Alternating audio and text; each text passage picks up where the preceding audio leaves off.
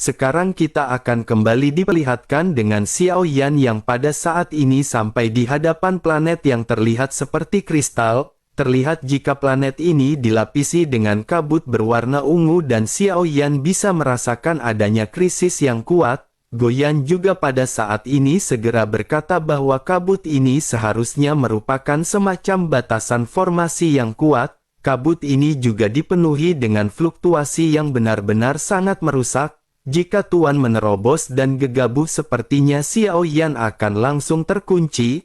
Akan tetapi meskipun begitu tampaknya hanya fluktuasi origin Qi di tempat ini saja benar-benar sudah cukup kuat. Xiao Yan pun mengerutkan kening mendengar apa yang baru saja dikatakan oleh Goyan. Bersamaan dengan hal tersebut pada saat ini sesosok tubuh mengenakan jubah terlihat muncul dari kabut. Sosok tersebut memandang ke arah Xiao Yan dengan tenang dan perlahan bertanya mengapa sosok Xiao Yan berada di bintang Xiao. Apakah dirinya memiliki perintah dengan datang ke bintang ini? Xiao Yan menatap ke arah pria yang tidak memiliki gejolak permusuhan terhadap Xiao Yan.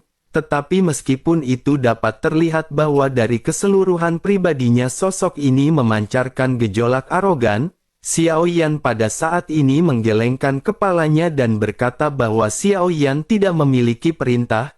Pria itu pun sedikit mengerutkan kening dan bertanya lagi apakah dirinya memiliki undangan. Xiao Yan masih menggelengkan kepalanya setelah mendengar apa yang dikatakan oleh si pria. Sementara itu si pria segera kata bahwa jika tidak ada perintah atau undangan maka dirinya bisa pergi. Xiao Yan pada saat ini segera mengutarakan maksud dan tujuannya tanpa berbasa-basi. Xiao Yan berkata bahwa Xiao Yan datang ke sini untuk permaisuri. Pria itu pun seketika menatap ke arah Xiao Yan dengan tatapan aneh. Setelah beberapa saat sosoknya bergumam apakah dirinya adalah makhluk yang diasingkan ke sini dari dunia Sensie. Xiao Yan pun mengangguk sementara si pria pada saat ini perlahan berbalik. Mata Xiao Yan pun menyipit sementara si pria kembali berbicara kepada Xiao Yan. Sosoknya menjelaskan bahwa sungguh sangat kebetulan para pemburu dewa sedang mencari Xiao Yan. Xiao Yan tentu sudah mendengar hal ini dan Xiao Yan juga mengetahui bahwa alam Suan Yin tidak menerima makhluk apapun dari dunia Sensie. Mereka yang datang dari dunia Sensie benar-benar akan dihabisi tanpa ampun. Mendengar hal tersebut Xiao Yan pada saat ini mengerutkan kening karena Xiao Yan masih bingung dengan hal tersebut. Xiao Yan pada akhirnya segera berkata bolehkah dirinya mengajukan sebuah pertanyaan? Xiao Yan ingin tahu mengapa permaisuri melakukan hal ini kepada makhluk-makhluk dari dunia Sensie. Si pria pada saat ini kembali berbalik dan menoleh ke arah Xiao Yan sebelum akhirnya berkata dengan dingin. Sosoknya lanjut menjelaskan bahwa Xiao Yan tidak memenuhi syarat untuk mengetahui hanya dengan kekuatan Dogat bintang 7. Setelah selesai berbicara aura kuat dari tubuh si pria pun seketika meledak. Pria ini merupakan tahap puncak Dogat bintang 8 dengan total 400 juta origin Qi. Sementara itu si Xiao Yan pada saat ini langsung ke inti pembahasannya ketika berkata apakah semuanya karena Yang Mulia. Pria itu langsung menggelengkan kepalanya dan bertanya bahwa dirinya tidak mengenali Yang Mulia. Melihat ekspresi si pria dan mendengar apa yang bersaja dikatakan oleh si pria Xiao Yan seketika terdiam. Xiao Yan memiliki urat hitam di jidatnya dan Xiao Yan pada saat ini berpikir mungkinkah Yang Mulia Ratu benar-benar menipu Xiao Yan? Mungkinkah Chen Xuanyian ini tidak memiliki hubungan yang dekat dengan Yang Mulia melainkan sebagai musuh? Jika dirinya memiliki hubungan yang dekat dengan Yang Mulia bagaimana mungkin dirinya memerintahkan pemusnahan kepada semua makhluk Sensie? Xiao Yan pun menggertakkan giginya sebelum akhirnya Xiao Yan lanjut bertanya apakah dirinya mengenali Gu Zongsheng. Pria itu kembali menggelengkan kepalanya dan berkata bahwa dirinya tidak mengenalinya. Xiao Yan pada akhirnya hanya bisa menghela nafas dan berpikir bahwa Xiao Yan benar-benar telah tertipu. Sementara itu di sisi lain si pria pada saat ini tampak tidak lagi tertarik untuk berbicara banyak basa-basi dengan Xiao Yan. Selain itu karena Xiao Yan sejak awal tidak memutuskan untuk pergi, si pria yang awalnya tidak berniat untuk menghabisi Xiao Yan pada saat ini berbalik. Cahaya keemasan bersinar di tangannya dan sebuah tombak emas ketika muncul. Kabut ungu di belakangnya juga semakin mengembun dan niat membunuh muncul di mata si pria. Sementara itu Xiao Yan pada saat ini hanya bisa menghela nafas ketika menatap ke arah si pria. Ada juga prajurit yang berdatangan satu demi satu. Tampaknya mereka benar-benar ingin bertempur dan Xiao Yan pada saat ini tidak bisa melarikan diri. Xiao Yan juga tidak memiliki niat untuk melarikan diri. Bagaimanapun setidaknya Xiao Yan harus membangun martabat di dunia yang baru dirinya datangi. Mata Xiao Yan pada saat ini sedikit menyipit melihat matahari keemasan yang muncul di belakang si pria. Xiao Yan pun lanjut bergumam, jika begitu permasalahannya mari mereka melihat apakah Xiao Yan bisa bertempur berhadapan dengan puncak bintang 8. Xiao Yan lanjut mengencangkan tinjunya dan fondasi origin Qi Xiao Yan yang megah meledak. Fluktuasi origin Qi Xiao Yan sejumlah 40 juta pada saat ini seketika menyebar, ditambah dengan 10 api iblis absolut origin Qi dari fondasi Xiao Yan secara langsung melebihi total 100 juta. Api yang berkobar menutupi Xiao Yan dengan adanya guntur hitam yang berkedip di dalamnya.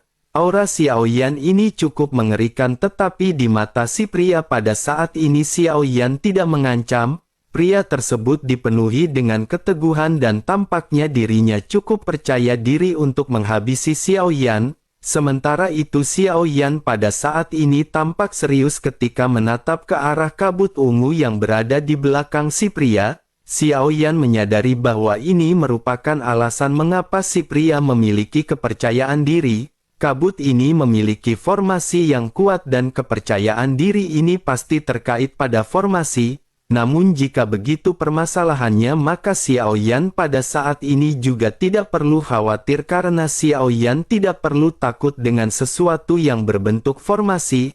Ada Goyan di samping Xiao Yan dan Xiao Yan pada saat ini bersiap untuk bertempur. Si pria juga pada saat ini segera berubah menjadi kilatan cahaya keemasan. Tombak emasnya juga pada saat ini memancarkan cahaya ketika si pria membawa ratusan juta origin Qi di belakang tubuhnya. Tombak emas seketika merobek kehampaan dan lapisan energi seketika bergetar saat tombak dilesatkan ke arah Xiao Yan. Namun saat berikutnya sosok Xiao Yan menghilang di bawah serangan cahaya keemasan. Pria tersebut tampaknya cukup percaya diri dengan kecepatannya. Namun akhirnya dirinya tidak pernah menyangka bahwa Xiao Yan bisa menghindar. Saat berikutnya sosok Xiao Yan mengembun di belakang si pria dan mata pria itu seketika menyipit. Sosoknya jelas merasakan keberadaan Xiao Yan dan seketika berbalik menikam ke arah Xiao Yan. Sementara itu Xiao Yan pada saat ini segera mengeluarkan teknik 7 tinju pembunuh dewa.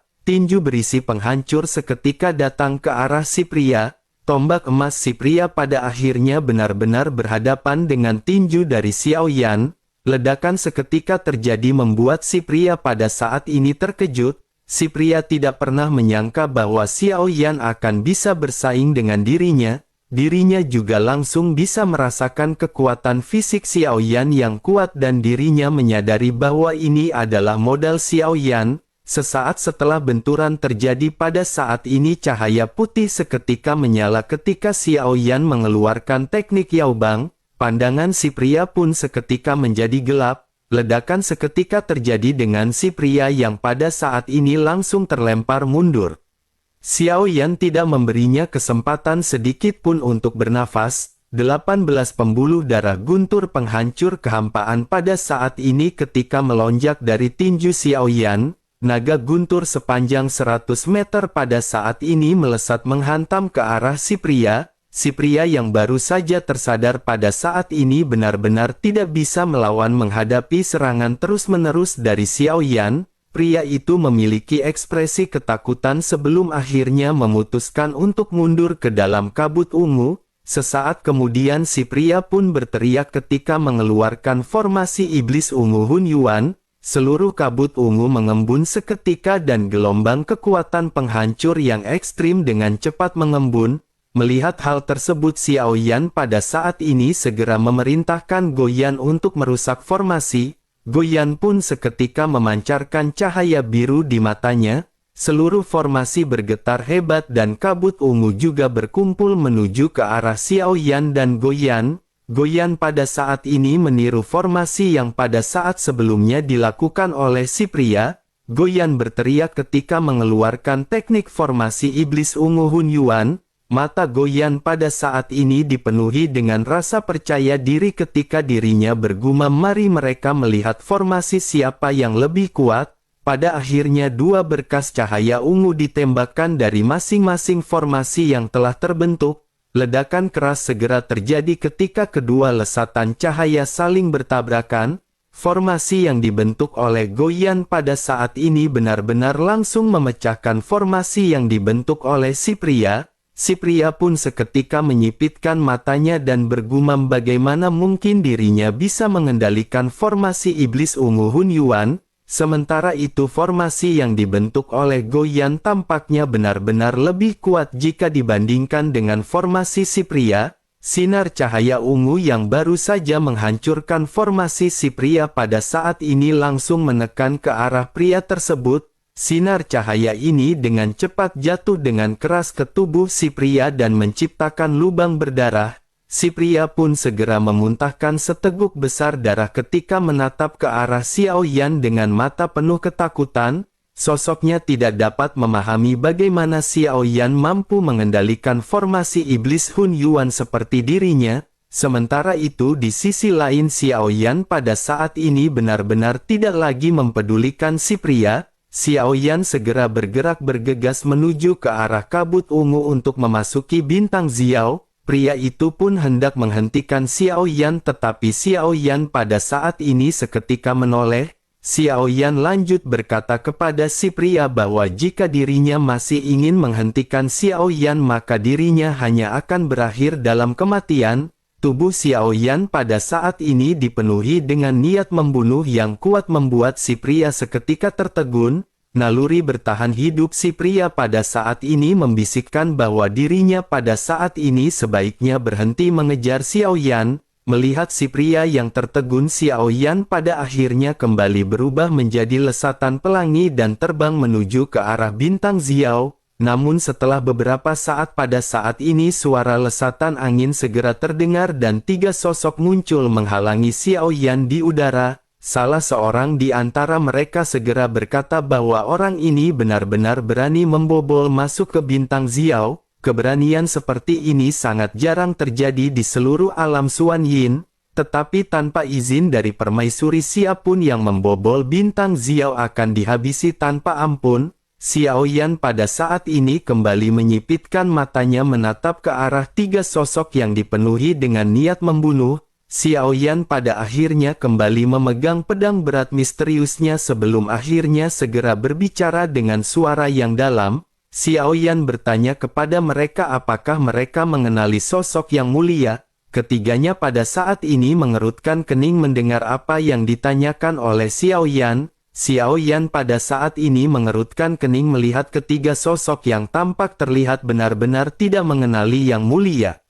Xiao Yan pada saat ini hanya bisa menghela nafas sebelum akhirnya berkata bahwa Xiao Yan datang ke sini hanya ingin untuk bertemu dengan permaisuri. Xiao Yan tidak memiliki rasa permusuhan dan Xiao Yan berharap mereka semua bersikap akomodatif. Mendengar hal tersebut pada saat ini ketiga sosok ini benar-benar mengabaikan Xiao Yan. Xiao Yan pada akhirnya menggelengkan kepalanya tanpa daya dan bergumam sepertinya semuanya masih harus diselesaikan dengan kepalan tangan. Ketiga sosok ini merupakan Dogat Bintang 8 dan yang terkuat di antara mereka adalah tahap akhir Dogat Bintang 8.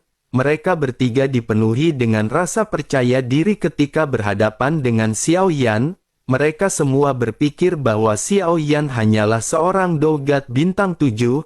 Dengan begitu maka tidak ada yang perlu ditakuti oleh mereka. Namun saat pertempuran dimulai tampaknya mereka benar-benar harus kembali menarik perkataan masing-masing.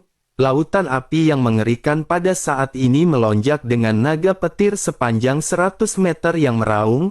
Hal yang paling menakutkan lagi adalah memiliki begitu banyak trik yang membuat mereka mati rasa. Xiao Yan mengeluarkan metode yang diberikan kepada Xiao Yan oleh 3 dewa untuk berhadapan dengan 3 dogat bintang 8.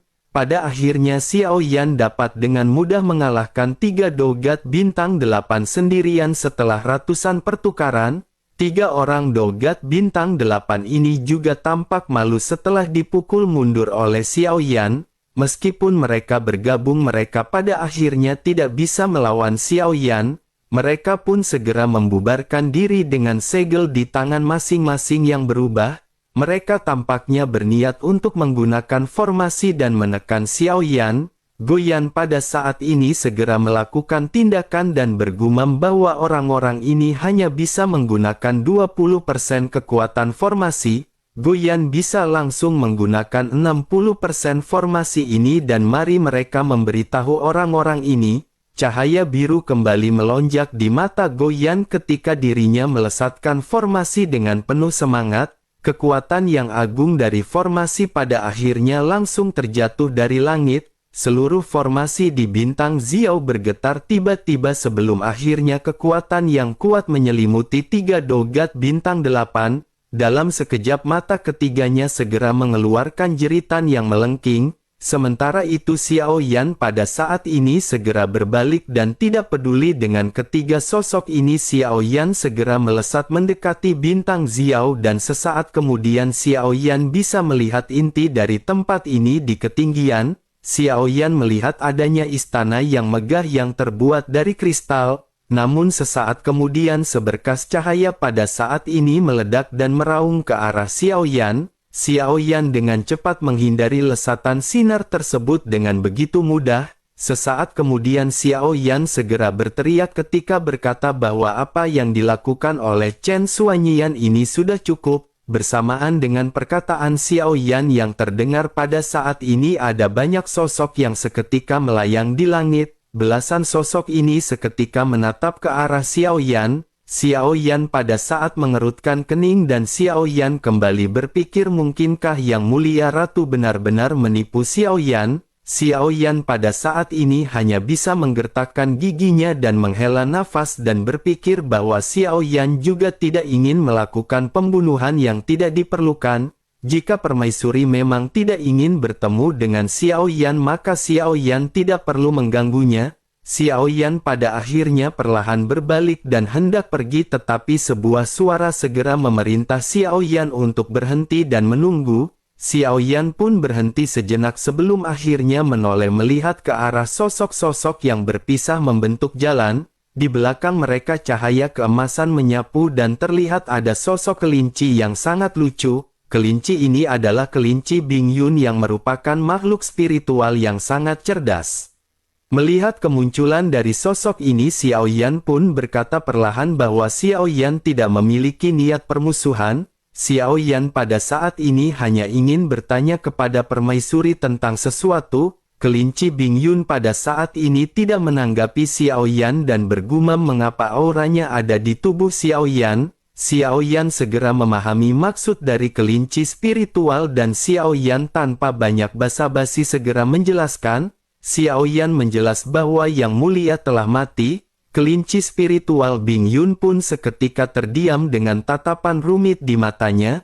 Selanjutnya dengan penuh ketidakpercayaan sosoknya bertanya bagaimana dirinya bisa mati. Selain itu bagaimana auranya bisa berada di tubuh Xiao Yan. Xiao Yan tidak ingin menyembunyikan apapun dan Xiao Yan langsung berkata bahwa Xiao Yan adalah reinkarnasi Yang Mulia. Mendengar hal tersebut kelinci Bing Yun pada saat ini pada akhirnya segera mengeluarkan suara dengan ekspresi dingin. Sosoknya berkata jika begitu permasalahannya dengan kata lain maka Xiao Yan adalah Yang Mulia. Xiao Yan telah membunuh permaisuri dan mengapa Xiao Yan berada lagi di sini?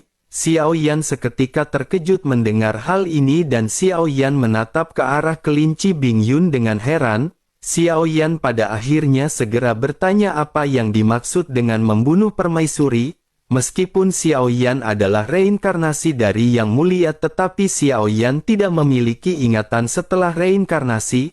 Bisakah dirinya memberitahu Xiaoyan secara detail apa yang sesungguhnya telah terjadi? Melihat penampilan Xiaoyan, kelinci Bingyun pada saat ini berpikir sepertinya Xiaoyan tidak menipunya. Setelah merenung sejenak pada akhirnya sosoknya segera memerintahkan Xiaoyan untuk mengikutinya karena permaisuri sedang menunggu. Xiaoyan pada akhirnya menghela nafas dan mengangguk sebelum akhirnya mengikuti kelinci Bingyun. Mata belasan sosok di kedua sisi pada saat ini memandang ke arah Xiaoyan dengan penuh kebencian.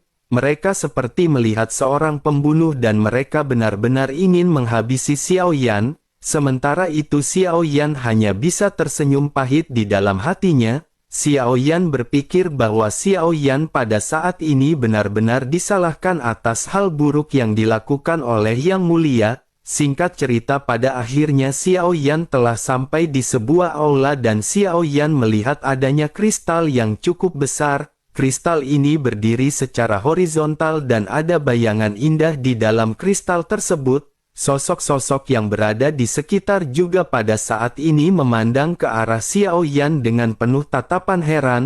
Mereka bergumam, mungkinkah ini adalah Yang Mulia dan mungkinkah Yang Mulia masih hidup? Perbincangan ini pun seketika menarik perhatian dari permaisuri yang seketika menatap ke arah Xiaoyan. Sosok permaisuri berada di dalam kristal dan Xiaoyan ketika langsung menangkupkan tangannya ke arah permaisuri. Xiaoyan pada saat ini lanjut menjelaskan bahwa Yang Mulia telah mati. Xiaoyan adalah reinkarnasinya dan senior bisa memanggilnya dengan sebutan Xiaoyan. Xiaoyan menatap ke arah orang kuat yang berasal dari era yang sama dengan Yang Mulia. Sementara itu di sisi lain sosok di dalam kristal pada saat ini segera bertanya apakah Gu Zongsheng benar-benar telah mati. Jika begitu permasalahannya mungkinkah pada saat ini dunia Shenxie juga telah dikalahkan? Xiaoyan pada saat ini sedikit terdiam sebelum akhirnya perlahan sedikit mendekat dan memperhatikan sosok di dalam kristal. Sosok ini kembali memejamkan matanya dan sepertinya sosok ini telah kehilangan vitalitasnya untuk waktu yang lama. Namun meskipun begitu Xiaoyan pada saat ini tercengang melihat penampilan sosok yang berada di dalam kristal. Kecantikannya dapat dikatakan agak mirip dengan kecantikan Yang Mulia Ratu. Dirinya memancarkan rasa kebangsawanan dengan pakaian yang benar-benar anggun. Ada juga jepit rambut emas di kepalanya dan setelah melihat hal ini hati Xiaoyan bergetar karena jepit rambut ini persis sama dengan jepit rambut berlapis naga Phoenix yang diberikan kepada Xiaoyan oleh Yang Mulia Ratu. Xiaoyan pada akhirnya hanya bisa menghela nafas dan berpikir bahwa sepertinya Yang Mulia beberapa tingkat lebih tinggi dari Xiaoyan mengenai hal perwadonan. Setelah itu Xiaoyan pada akhirnya segera menjawab apa yang pada saat sebelumnya ditanyakan oleh permaisuri. Xiaoyan menjelaskan bahwa dunia Shenxie belum dikalahkan tetapi krisis sudah dekat. Xiaoyan terpaksa datang ke sini dan berharap mendapat bantuan dari permaisuri. Xiaoyan ingin melihat apakah Xiaoyan bisa menerobos tingkat keabadian dan bertempur demi dunia Shenxie. Suara halus kembali terdengar dari dalam kristal ketika bertanya mengapa Gu Zongsheng harus bereinkarnasi. Dengan seluruh kekuatannya dirinya benar-benar tidak bisa menyelamatkan dunia Shenxie. Jika begitu permasalahannya apa gunanya dirinya melakukan reinkarnasi? Sesaat kemudian aura kesedihan pada saat ini segera terasa dari dalam kristal. Sosok permaisuri lanjut bertanya mungkinkah Gu Zongsheng hanya ingin melupakan permaisuri? Xiaoyan pada saat ini hanya bisa tersenyum pahit dan berkata bahwa Yang Mulia sepertinya telah menyegel ingatannya. Dengan begitu maka Xiaoyan tidak memiliki ingatan yang terbangun setelah reinkarnasi. Xiaoyan benar-benar tidak tahu apa yang telah terjadi di antara Yang Mulia dan permaisuri. Permaisuri pada saat ini terdengar sangat kecewa ketika bertanya apakah dirinya benar-benar tidak ingat mengenai semuanya. Xiaoyan hanya bisa menganggukkan kepalanya mendengar pertanyaan yang diajukan oleh permaisuri. Sementara itu Permaisuri lanjut bertanya jika begitu permasalahannya bagaimana Xiao Yan mengetahui nama Permaisuri, terlebih lagi dirinya ingin tahu siapa yang meminta Xiao Yan datang mencari Permaisuri.